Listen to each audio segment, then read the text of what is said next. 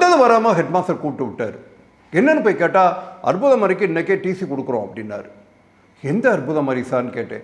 என்னையா பேசுகிறீரு, நீங்கள் தமிழ்வாதியார் தானே, 10th நீ தானே கிளாஸ் டீச்சரு, எத்தனை அற்புத மாதிரி இருக்குது நம்மள்கிட்ட?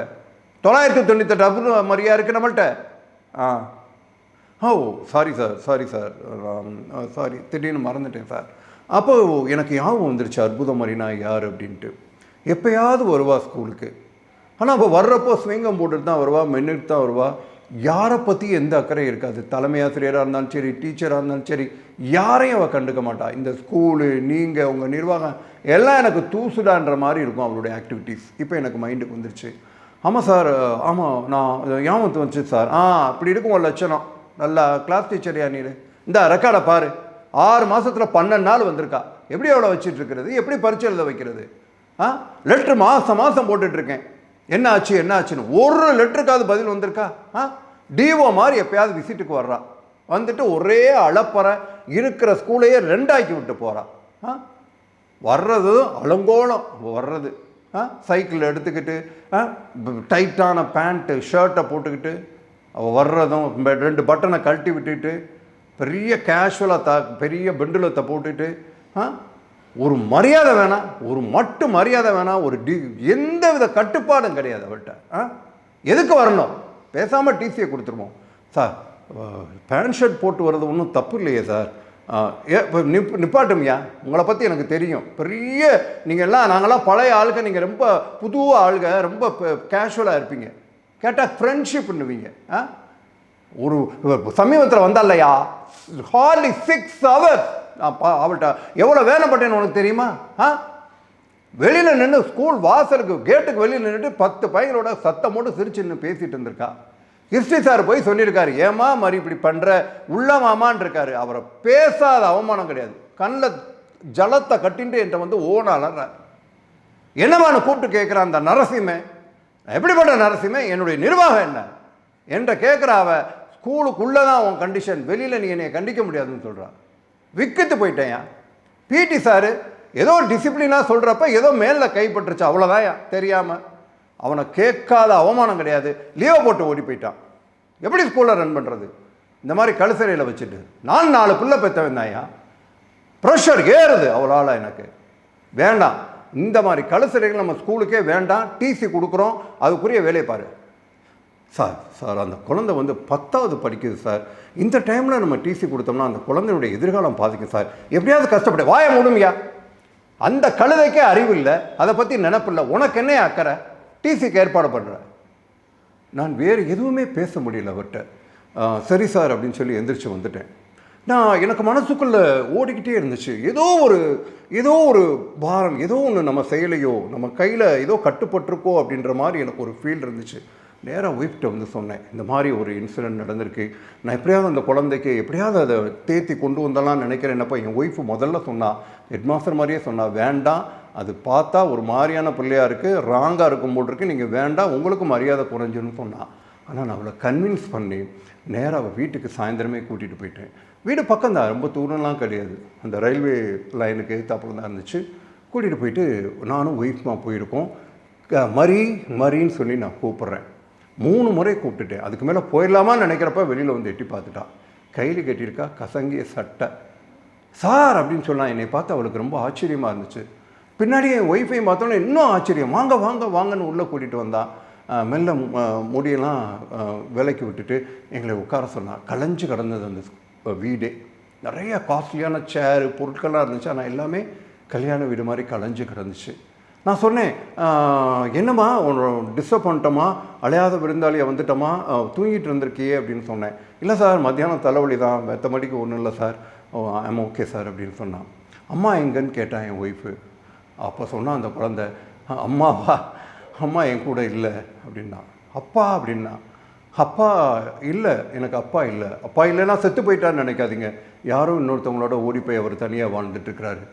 எங்கள் அம்மா அவங்களுக்கு பிடிச்ச ஒரு ஆளோட வாழ்ந்துட்டுருக்கா, எப்போயாவது எங்கள் வீட்டுக்கு வருவாங்க, எனக்கு சமைச்சு போடுவாங்க அப்படின்னு சொன்னான். சொல்லிவிட்டு 1 நிமிஷம் சார்னு சொல்லிட்டு உள்ளே போனால் என் ஒய்ஃபு அப்படியே பாவங்க அந்த குழந்தை அப்படின்னு சொன்னான். ஒரு அலுமினிய தட்டை ஏந்தி கொண்டு பிச்சை கேட்டு வரக்கூடிய சிறுமியை பார்ப்பது போல இருந்தது அவருடைய முகம் எனக்கு. நான் ஏதோ ஒன்றை நினைத்து கொண்டு நான் வருகின்ற பொழுது அந்த குழந்தையினுடைய சூழல் என்னை உலுக்கி போட்டுருச்சு. அப்படியே தாயினுடைய அரவணைப்பு, தந்தையினுடைய அரவணைப்பு இல்லாமல் வாழுகின்ற ஒரு குழந்தை, மாசு மறுவற்ற அந்த குழந்தையினுடைய மனம் எவ்வளவு தூரம் பாதிக்கப்பட்டிருக்கின்றதை நான் ரியலைஸ் பண்ணேன். நான் ஓடாத கடிகாரம், எத்தனை நாள் ஆச்சோ ஓடாத கடிகாரம் ஒன்று இருந்தது. நான் இதே உற்று பார்த்து கொண்டிருந்தேன். அந்த குழந்தை உள்ளே வெளியில் எங்களுக்கு ஏதோ கொடுக்க வந்தா.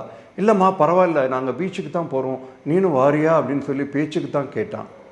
இதுக்கிடையில் எங்கள் அம்மா யதார்த்தமாக கேட்டாங்க, என்னுடைய ஒய்ஃபு கேட்குறாங்க, அம்மா போயிட்டாங்களே, அவங்க அடிக்கடி வருவாங்களா அப்படின்ற மாதிரி திரும்ப ஆரம்பித்தா. நான் கூட அந்த பேச்சை நிப்பாட்டிடு வேண்டாம் அப்படின்னு சொல்லிட்டு, நீயும் இந்த மாதிரி சூழலுக்கு நீங்கள் அடிக்கடி ஸ்கூலுக்கு வரலாமே, ஒரு மாறுதலாக இருக்கும்னு சொன்னேன். அவள் சொன்னா, நான் எதுக்கு சார் படிக்கணும்னு கேட்டான். இல்லைம்மா எல்லாம் உனக்குத்தான் அப்படின்னு சொன்னேன். அப்படின்னா நான் அதோட பேச்சை நிப்பாட்டிக்கிட்டேன். உடனே நாங்கள் என்ன பண்ணோன்னு கேட்டிங்கன்னா, அந்த பீச்சுக்கு வா அப்படின்னு சொல்லி மனசை மாற்றி அந்த குழந்தைய கூப்பிட போனேன். உடனே நான் ட்ரெஸ் பண்ணிட்டு வரேன் சொன்னேன். வேக வேகமாக ரூமுக்குள்ளே போனான். போயிட்டு அவர் வர்றப்போ அற்புதமாக ட்ரெஸ் பண்ணி நல்லா டக் பண்ணி அருமையாக வந்தாள். வரப்போ அவளை கூட்டிகிட்டு நாங்கள் பீச்சுக்கு போனோம். எங்களோட ரொம்ப ஜாலியாக அவள் என்டர்டெயின் பண்ணால். அவளுக்கு சந்தோஷமான நாட்களாக இருந்திருக்கும். எங்களுக்கு ரொம்ப ரொம்ப சந்தோஷமாக இருந்துச்சு. அன்னையிலேருந்து எங்கள் வீட்டுக்கு அவள் வர ஆரம்பிச்சிட்டா.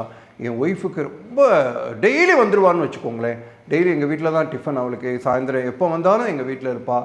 ஒரு உற்ற தோழியாக, ஒரு குழந்தையாகவே எங்களோட பாவித்து இருந்துகிட்டு இருந்தாள். திடீர்னு ஒரு நாள் அந்த குழந்தை என்கிட்ட கேட்டுச்சு, எனக்கு எல்லாரும் கெட்டவங்கன்னு சொல்கிறாங்களே, நீங்கள் மாத்திரம் என்னை உங்கள் வீட்டுக்கெல்லாம் அலோவ் பண்ணுறீங்களே, எனக்கு சாப்பாடு கொடுக்குறீங்களேன்னு கேட்டான் அந்த குழந்தை. நான் துடிச்சு போயிட்டேன். இந்த உலகத்தில் யாருமே கெட்டவங்க இல்லைம்மா. உங்கள் அப்பா உங்கள் அம்மா கூட கெட்டவங்க கிடையாது. நீ கெட்டவன்ற நினைப்ப நீ முதல்ல உன் மனசுலேருந்து மாற்றி, நீ கெட்டவளே கிடையாதுன்னு சொல்லிட்டு தட்டி கொடுத்துட்டு போயிட்டேன். அடுத்த 2 நாளில் என்னை திரும்பவும் ஒரு நாள் மறித்து கொண்டு கேட்டால், நான் ஸ்கூலுக்கு வரல, நீ ஏன் ஸ்கூலுக்கு வரலேன்னு நீங்கள் ஏன் நீ கேட்கல அப்படின்னு கேட்டால்.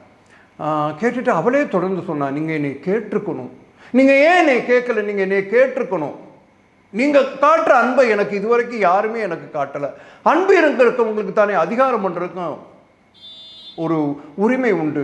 நீங்கள் ஏன் என்னை கேட்கல, என்னை ஏன் நீங்கள் ஸ்கூலுக்கு வான்னு சொல்லலை அப்படின்னு சொல்லிக்கிட்டு அப்படியே தேம்பி அழ ஆரம்பிச்சிட்டா. அப்போ தான் அவளுடைய கண்ணீரை நான் பார்த்தேன். ஒவ்வொரு கண்ணீர் சொட்டுக்களாக கீழே விழ விழ விழ எனக்கு அவள் கேள்விகள் கேட்பது போல், அவள் கேள்வி கேட்கல, ஆனால் கேள்விகள் கேட்பது போல் நான் ஃபீல் பண்ணேன். இதுக்குத்தானே நீங்கள் எல்லாம் பிஎட் படிக்கிறப்போ உங்களுக்கு கேஸ் ஸ்டடி அப்படின்னு சொல்லி ஒன்று கொடுக்குறாங்களே. ஒவ்வொரு குழந்தையினுடைய குணாதிசயங்கள், அதனுடைய குறைபாடுகள், அவங்க அப்பா அவங்க அம்மா, குடும்ப சூழல், சோசியல், அதனுடைய அந்த குழந்தையினுடைய பேக்ரவுண்ட் எல்லாமே தெரிஞ்சுக்கணும். ஒவ்வொரு குழந்தையும் நம்ம தெரிஞ்சுக்கணுன்னு தானே கேஸ் ஸ்டடி கொடுக்குறாங்க.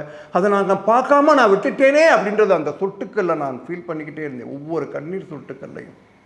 இன்னுமா நாங்கள் அதுக்கு தானே உங்களுக்கு நாங்கள் பிஎட் படிக்கிறப்போ சைக்காலஜி அப்படின்ற ஒரு பாடமே வச்சு கொடுத்து குழந்தைகளாக பாருங்கள், குழந்தைகளை உளவியலாக அணுகுங்கள்னு சொல்லி கொடுத்துருக்காங்களே, அதெல்லாம் நம்ம மறந்து போயிட்டோமோ, அதுதான் இந்த கண்ணீரினுடைய துளிகளுக்கு காரணமாயிடுச்சோன்னு சொல்லி நான் நெஞ்சார நான் ஃபீல் பண்ணேன்.